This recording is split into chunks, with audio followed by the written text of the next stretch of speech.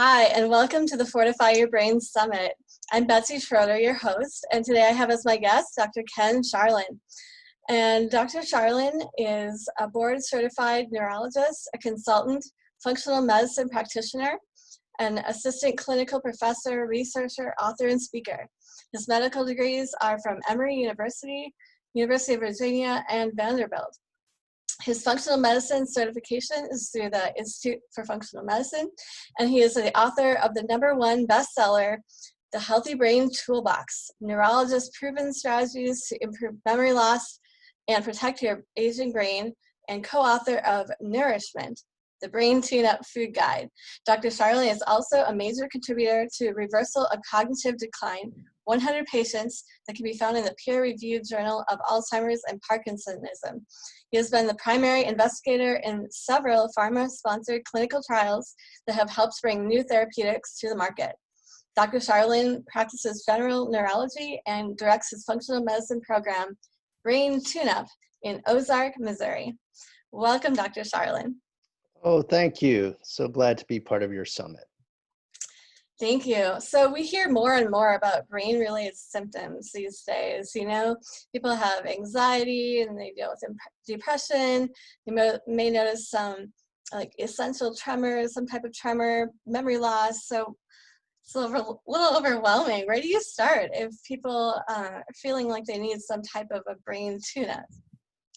Yeah, we are in a time in our country and really worldwide where there are a variety of factors that can affect the health of our brain. And it really runs the full gamut from our food supply to chemicals and other toxins that we're exposed to, tremendously stressful time that we're in, particularly with COVID-19, infections, and the list goes on, and many unknowns as we layer one on top of the other. Soon to come is the next generation of cellular technology, and who knows what that effect will have. It brings many good things. I'm all for communication and free information that we can get, but at the same time, it also brings challenges to all of us. So I think the first thing to bear in mind as we think about all these things is that we do have opportunities that, whether we're talking about heart disease or here brain disease, that a lot of the control over how your brain works is in your hands. And so with that information, it's possible to move forward. Absolutely. So actually, since you mentioned it, do you want to talk a little bit about 5G and its possible effects?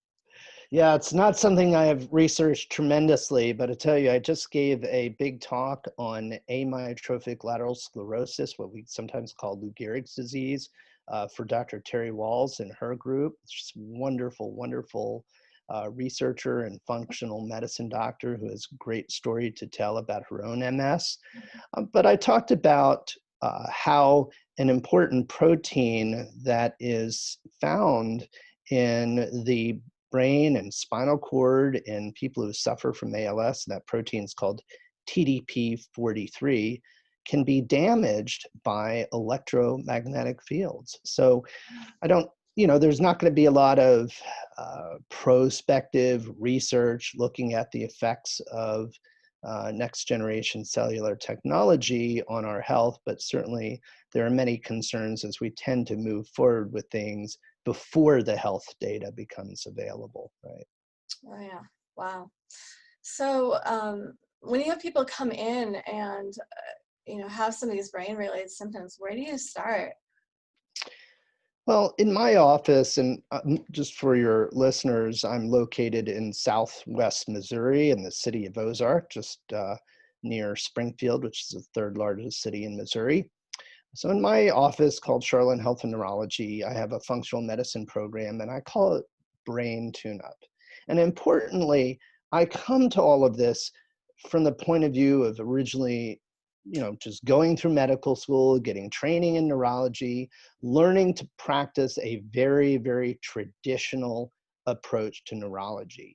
And historically, there was an expression that sort of characterized neurologists over the years, and it's not as true today, but it's a great launching point.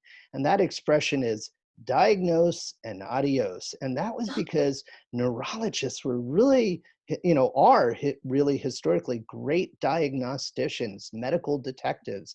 We know how to listen to a good history. We know how to gather clues from a physical exam and formulate in our minds an idea of what may be going on. And not only that, but where within this vast geography we consider the nervous system, from the brain all the way out to the muscles and the peripheral nerves, where within that nervous system the problem is actually coming from.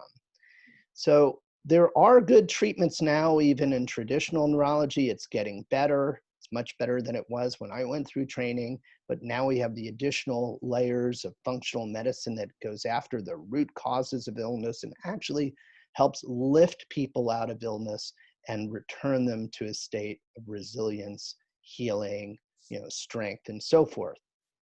So the point is that as a traditional neurologist, I still think, even in functional medicine, that the first step to getting onto that healing journey is going to be to identify the problem. We have to clearly know what's going on. If you were to come to me and you said, Dr. Sharlin, I'm really having trouble with my brain. I'm really struggling to remember things, and that perfectly valid concerns that we want to check out.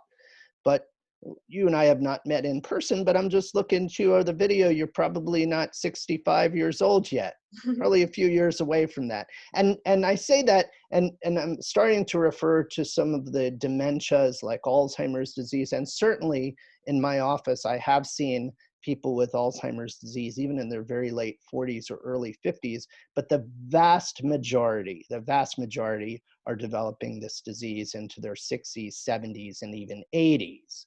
So the point is that not everyone that comes to see me or another neurologist with difficulty with memory loss necessarily has Alzheimer's disease. So we need to kind of take a step back. We need to say, Betsy, tell me a little bit about that. When did the problem start? How did it progress? Do certain things make it better? Do certain things make it worse? Do you have a family history of this kind of thing? And so on and so forth, a very traditional history. Then we go through an exam. We choose the appropriate diagnostic tests based on the suspicion of what's going on and where within the nervous system the problem is coming from. And we make that diagnosis, even if we're going to then go on to investigate the root causes. We can understand these conditions much, much better when we start with an accurate diagnosis. And in my Brain Tune-Up program, that's called Identify. Okay. All right, so you hinted that investigation is next. So then what else goes into that? You bet. So once we've identified the problem, and I want to emphasize too that even in older adults, there are many causes of memory loss. You may hear the term dementia, and some people say, well, what's the difference between dementia and Alzheimer's disease? Well, dementia is a broad descriptive term. It refers to a decline, and we use the term cognitive, which could be short-term memory, but it could be, for example, language difficulty or knowing what day it is, or being able to pick out certain visual patterns when looking at objects, or if you suddenly couldn't figure out how to operate your car when you sat down there in the driver's seat, that's called executive functioning. So these are different, what we call cognitive modalities. The point is, when you have two or more of those cognitive modalities affected, and one of them includes difficulty with memory, that starts to point in the direction of something like Alzheimer's disease. Now, there's certainly much more to it, and we can get into that, and now we can use what are called biomarkers to more specifically identify that problem. But again, remember, there are many causes, and I've seen older adults come in and unfortunately and tragically, a big reason to have your brain not working the way it should be is you've been prescribed a whole bunch of medicine that's affecting the way your brain works. And sometimes the fix is getting you off those medications. So we then have identified the problem, okay? And let's say, for example, maybe it is Alzheimer's disease, and it's a terrible thing. But if you go to the traditional neurologist, this is how things will unfold. Okay, you will be told that you have this diagnosis, that there's basically no really good treatment for the problem, that the drugs that are currently available have been around for decades and they are sort of band-aid medications. They might improve the symptoms for a period of time, but after a while, they will seem to not help anymore. There's even some data that's been published suggesting that at least in some of these individuals, the drugs may even make them worse in the long run and not better, which is really frightening. So with few choices around, the doctor is going to offer you these medicines and more or less tell you to get your life in order. And they'll visit with you every 3 or 6 months perhaps, and they'll do a little memory test in their office and say, hey, you know, you're either the same, you're worse, but hope you're doing okay. And, you know, have you thought about a nursing home? And, you know, really, it is a terrible situation, right? At best, those of us know that they might say, change your diet. And Yeah. you know, and usually, unfortunately, and with all respect to my colleagues, sometimes that's coming from someone who themselves looks like they need to change their diet. So fortunately, I found out about functional medicine several years ago, and it made complete sense to me as a scientist and a physician and someone who was looking to help their patients in different ways.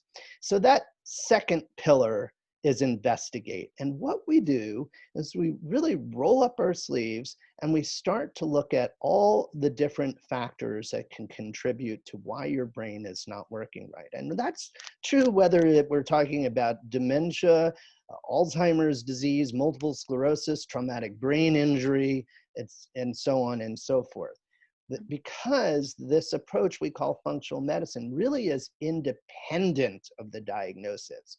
It's really based around an understanding of what is it that fundamentally makes us sick in the first place. And it turns out that there are really 2 or 3 major underlying factors that drive all of that. One is the fact that we are getting older in my field. Again, traumatic brain injury, of course, is independent of age, but for many of these diseases, we call them neurodegenerative disorders, Parkinson's, Alzheimer's, and so forth. And so it turns out that as we're getting older, our cells are aging. Now, I want to definitely distinguish that from the old expression, you know, I'm having trouble with my memory.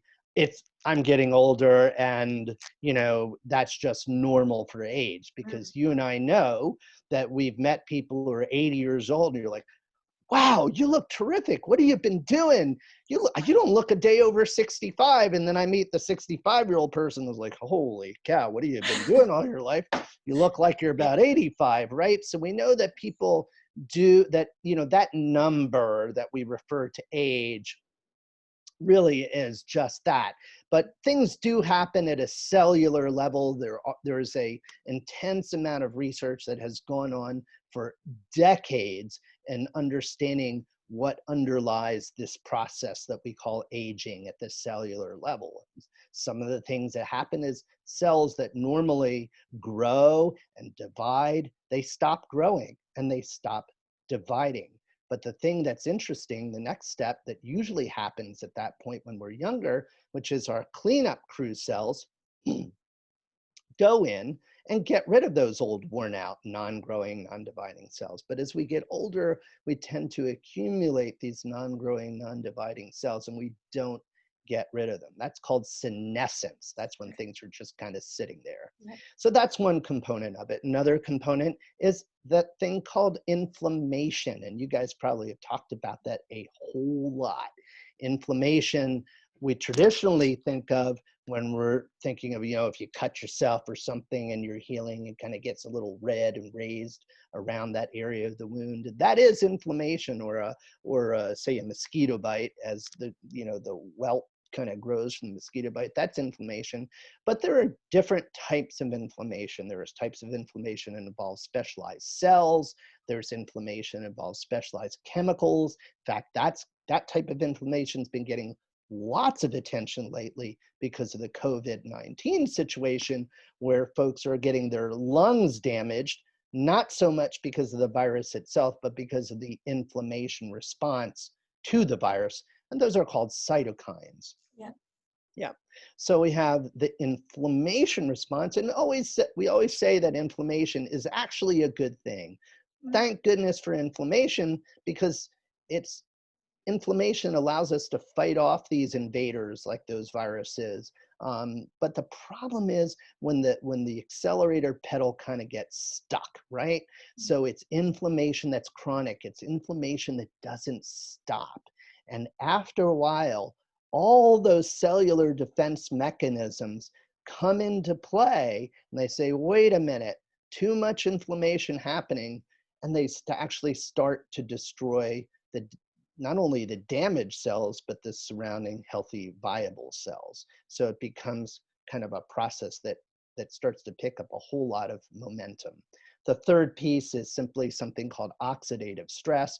You can think of that like, I always tell my patients, hey, if you took a lovely trip to Italy and you bought some of that real Italian extra virgin first cold pressed olive oil and you brought it home with you, got it through customs, said, I am going to save this for a special day when we're going to have some guests over. We'll have an Italian feast, and you put it in your cupboard and it gets pushed back somehow because, life goes on, things get hectic. And 2 or 3 years later, you're digging out your cupboard and there's that beautiful bottle of olive oil and say, oh my gosh, I was so looking forward to that, but it's probably not good anymore. And what do we say? We say it's become rancid, right?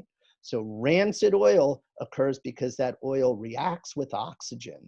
And when our cells, which use oxygen on a normal basis, build up products, molecules called free radicals, it's because they're oxygen molecules that have an unpaired electron. They serve a very important purpose, but just like inflammation, when the cell environment is overwhelmed with too many of these oxygen molecules with unpaired electrons or free radicals, we call that oxidative stress. And just like inflammation, too much of a good thing can damage cells. So the perfect storm is that combination of aging, inflammation, and oxidative stress. And when we practice functional medicine, what we're really doing is not that people say, hey, I have this disease. Do you treat that? I have this disease, do you treat that? And I say, well, what I really treat is inflammation, oxidative stress, and I'd strive to understand the factors that are causing your cells to age at a premature rate. And so it becomes somewhat disease independent when we bring in the tool set that is functional medicine. Still have to understand the disease process itself. That happened in identify, but now we're investigating, right? Yes. So all the things that we're investigating can be, nutrient deficiencies, can be toxins like heavy metals, mold, chemicals. They can be infections like the herpes virus or the Epstein-Barr virus, for example, the Lyme disease virus. They can be hormones, they can be gut imbalances in terms of the microbiome. So you really have to go back to that traditional listening to the patient, identifying where those imbalances in fact are and what we're going to target most in terms of our root cause strategy when we investigate those root causes with the patient. Makes sense. Yeah. Yeah. Okay, what's next? Okay, so imagine, I love analogies. I'm the analogy doctor. So you go to your favorite store, you love to make jigsaw puzzles, you buy one just beautiful, beautiful painting or photograph, you bring it home, you open the box, you dump it on your table. What do you got? You got a lot of pieces there, right? Maybe you bought the 1,000-piece puzzle and you're like, holy cow, this might be a lot harder than I thought it was, right? So Yeah. You got the pieces scattered about, some are right side up, some are upside down. You got to figure out which ones actually fit together. So our third pillar is integrate, right? How do you put it together? How do you integrate that information? Functional medicine is about transformation. It's about engagement in a way that really takes you to a whole other level of who you are and what you want to be. And that can be tricky to do by yourself. Yeah. So, where I come in and my team comes in is I have a dietitian, actually I have two of them, health coach, movement expert. Of course, I'm kind of the captain of the ship. I'm going to help you. I'm going to look at all your labs. So I'm going to give you my team, as well as you as a patient, a sense of direction, a sense of structure. We use something called SMART goals, which are basically, sitting down and talking with you saying, let's sit down and look what we need to accomplish, but Rome wasn't, built in a day. What can we do tomorrow? What can we do the next day? What do you feel is achievable? What is measurable that we can look at that let us know that you're working your way along that path toward healing?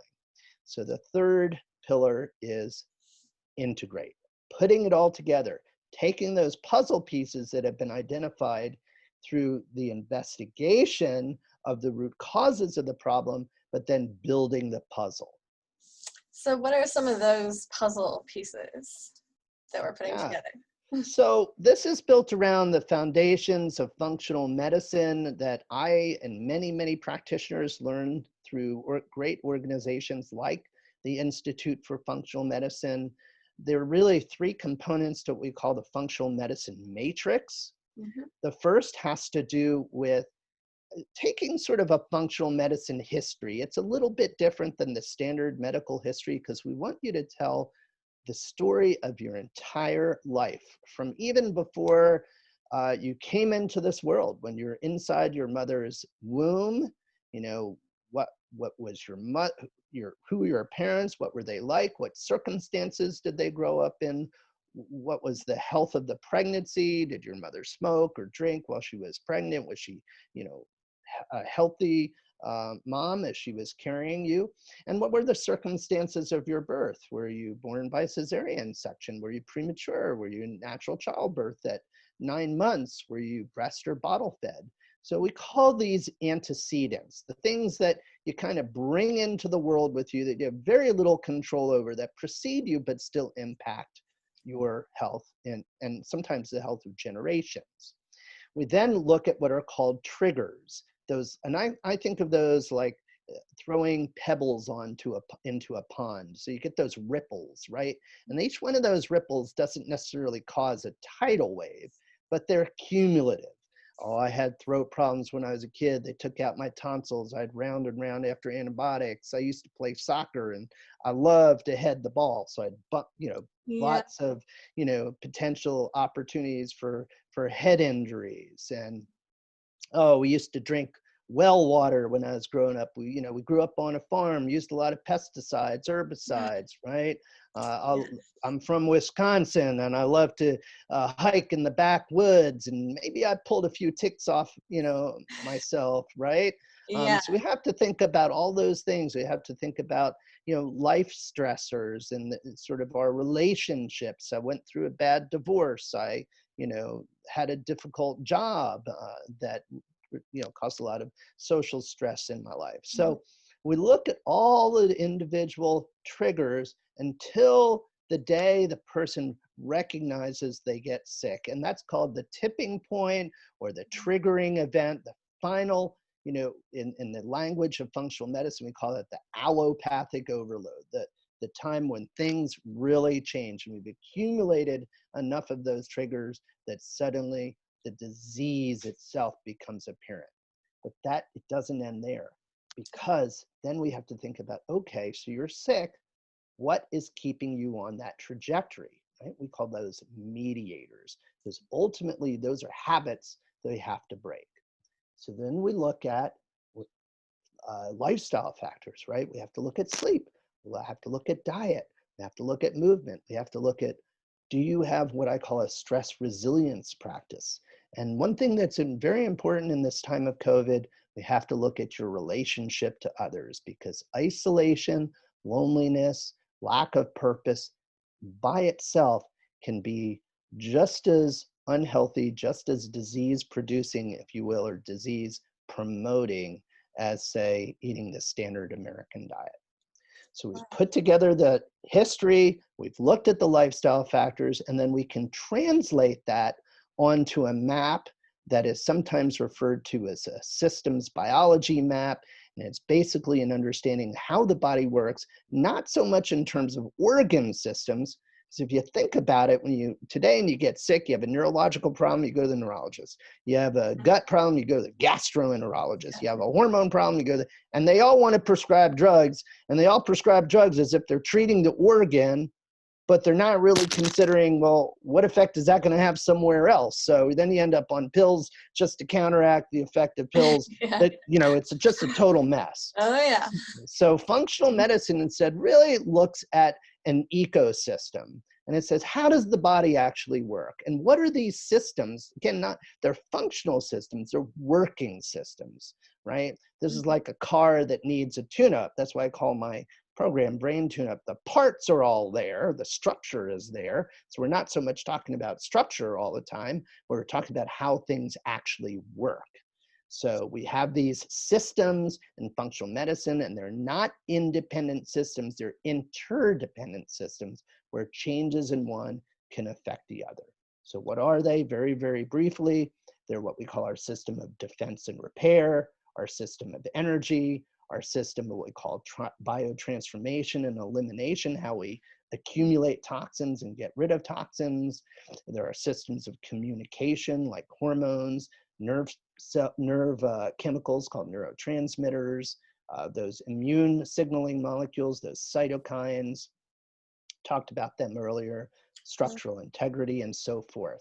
So all of these parts don't operate independently, and it's a matter of taking the history that I just described, understanding those lifestyle factors, particularly as triggers or mediators, and then mapping them out into the matrix to understand what systems are most affected, where do we need to focus to get things back into balance, and then having that team-based approach to put it all together with you and to map out a journey that is going to help you reverse your health condition.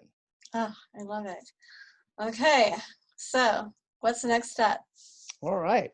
So in my office, I combine both functional and regenerative medicine.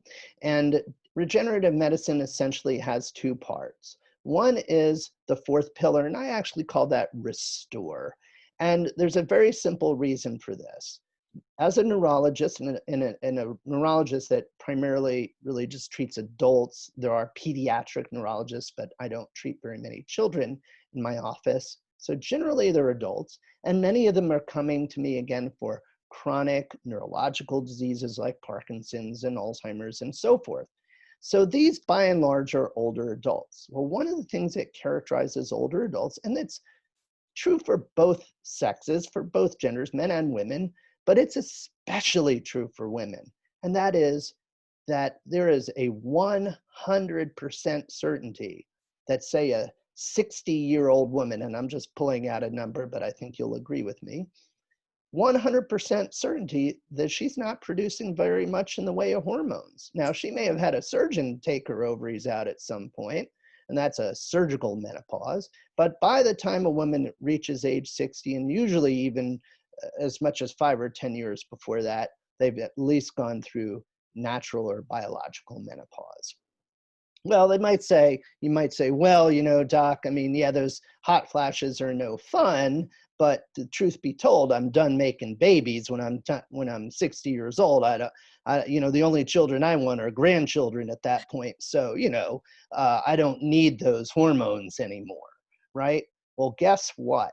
You absolutely need those hormones, because it turns out that while those hormones are not necessarily, going to be acting on your uterus tissue or your breast tissue to help you make breast milk and so on and so forth, while that chapter in your life may be a little bit past, first of all, those hormones are active in your brain.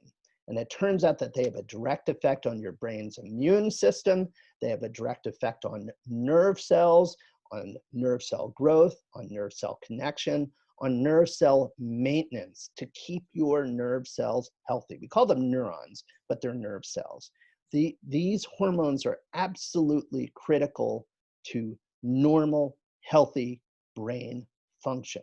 And it turns out that, and this has been looked at by wonderful, top-notch medical scientific organizations like the Mayo Clinic, published in respected peer-reviewed journals, that women who start hormone replacement therapy and maintain that therapy through the last 3 decades or so of their life, meaning if you started at 50, 55 and you maintain that through 60, 70, 80, 90, that you are doing yourself a great service to protect your brain, and you will reduce your risk of Alzheimer's disease and other dementias. Wow, Yeah. that's huge. Okay. 2 out of 3 people affected by Alzheimer's are women.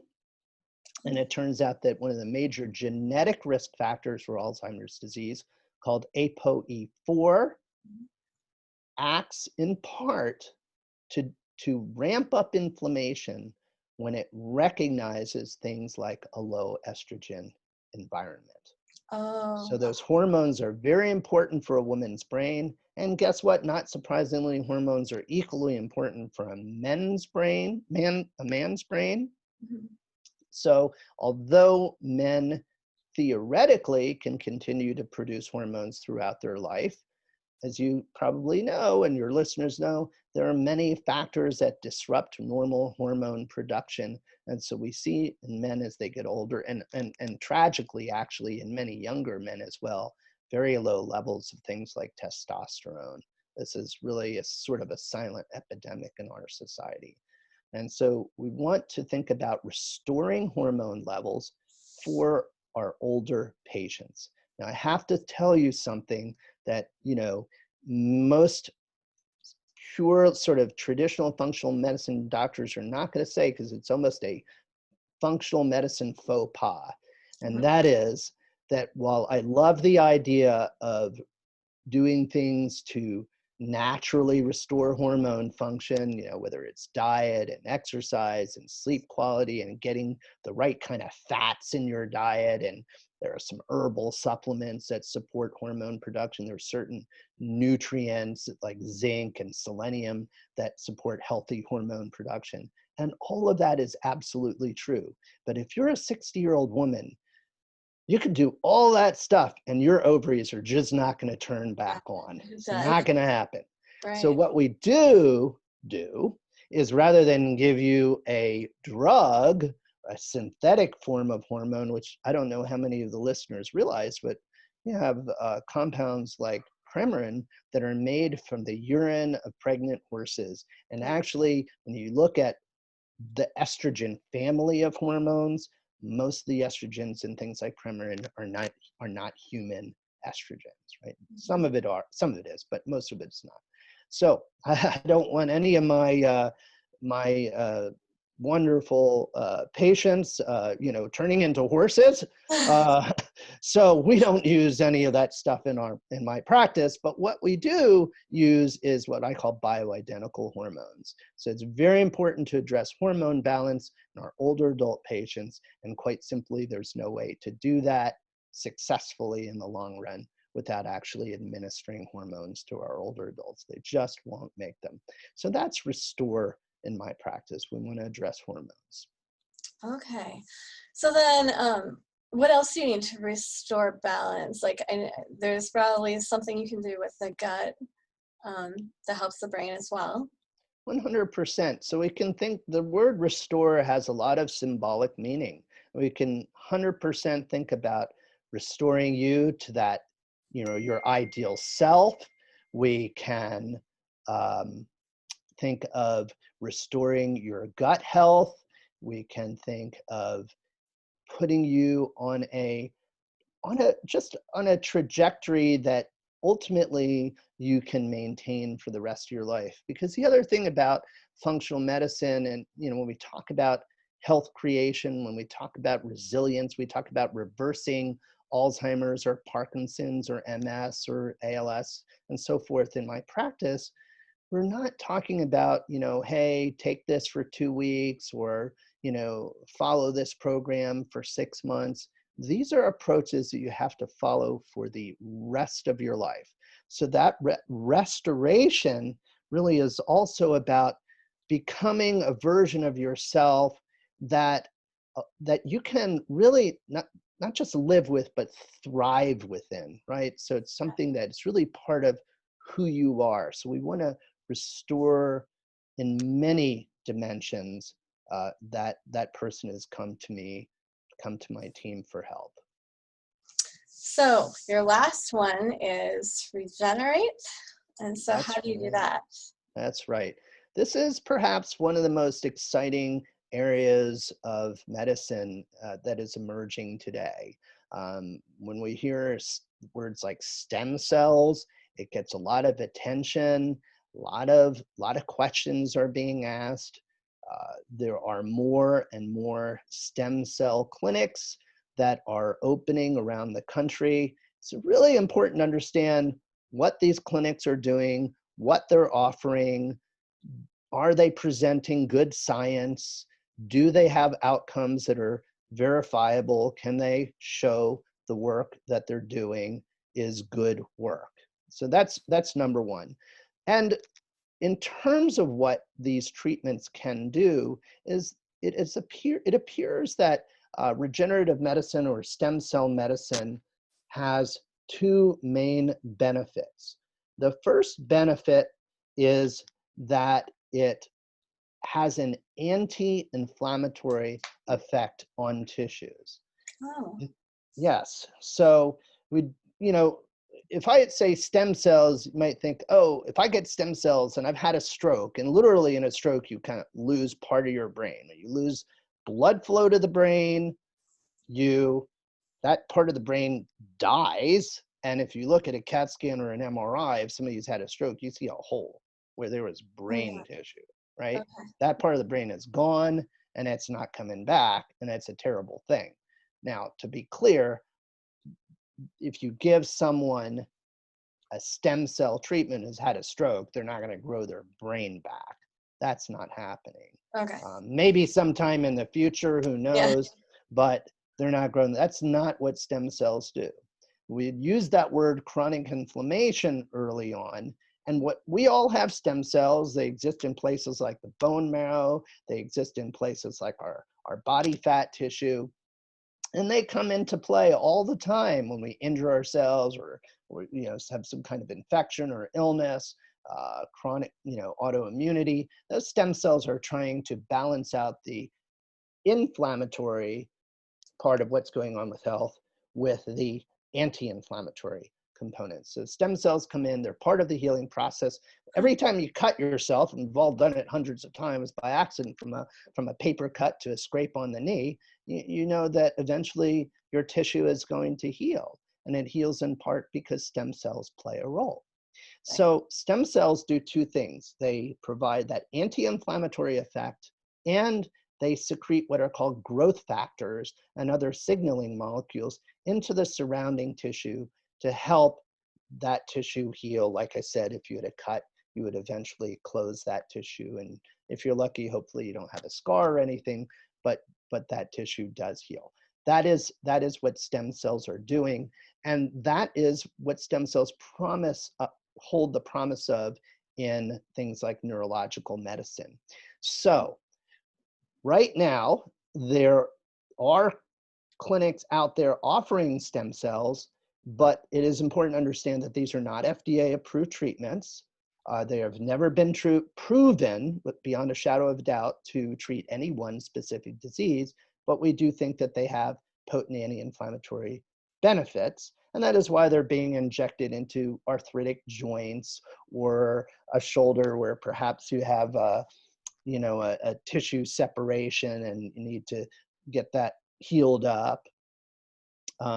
And we're starting to explore these stem cells for neurological diseases. Now, there are a couple of companies that have filed with the FDA that are doing FDA approved clinical trials Mm. with stem cells that have been obtained from bone marrow. So you get it from the pelvic bone, and you kind of suck out that bone marrow, separate out the stem cells.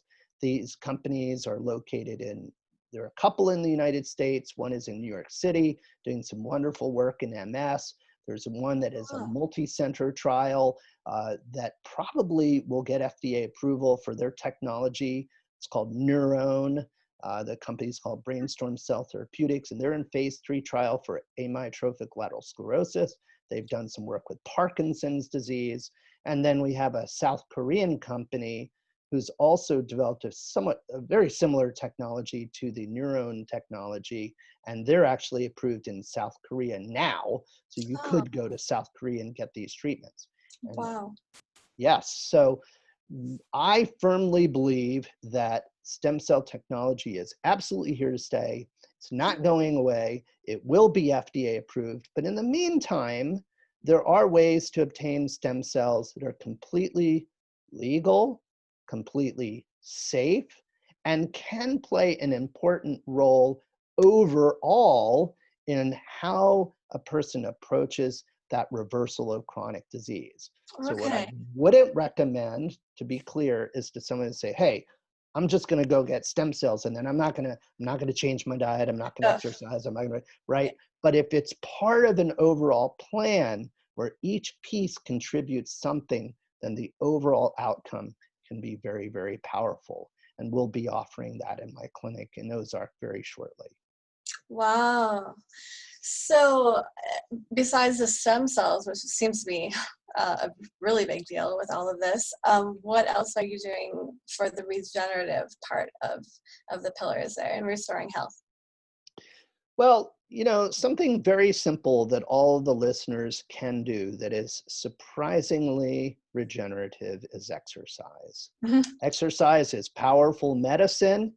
Exercise stimulates a hormone in the brain called brain-derived neurotrophic factor that in turn harnesses the stem cells that exist in the brain and can help you grow new brain tissue. Oh, So wow. if you want to use stem cell medicine right now, put on your running shoes and get to the gym or go outside and go for a nice jog or get on your bicycle or lift some weights, because all of those exercises stimulate brain-derived neurotrophic factor, and they are regenerative medicine themselves. Exercise is medicine. Wow. Okay, so what, besides exercise, do you do on a regular basis to fortify your brain? So I think everyone can focus, and I try to do this on the fundamentals.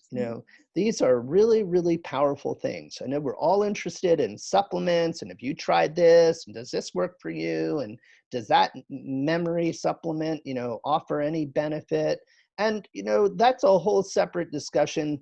But I always say that the word supplement is just that. It means adjunctive. It means in addition to, supplemental, right? It doesn't mean it's the main dish. When it's not your Thanksgiving turkey, it's one of the sides that go on your plate, right? So Yes. you don't heal your body through supplements. You heal your body through the foundations of functional medicine.